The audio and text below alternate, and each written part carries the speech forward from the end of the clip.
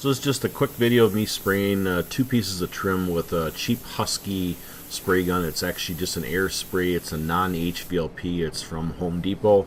For 50 bucks, it's actually a pretty good gun. And if I did just little odds and ends like a DIY, this gun would actually work really well. However, as you can see here, ventilation is key. Now, this is in the summertime. It's right about July.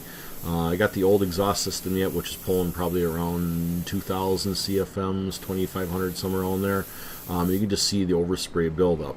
And yes, I know I should be wearing a mask, but it was 2 pieces. I had a quick spray in a hurry before leaving to go do something else. So I was literally in the shop for 5 minutes to get this done. So anyways, just wanted to share it with you. This is the #1 reason why I use air-assisted airless or HVLP when spraying stuff on the shop. So I don't have to deal with this overspray, which actually is quite a hazard in so many different ways. Alright guys, hope you guys enjoyed the video.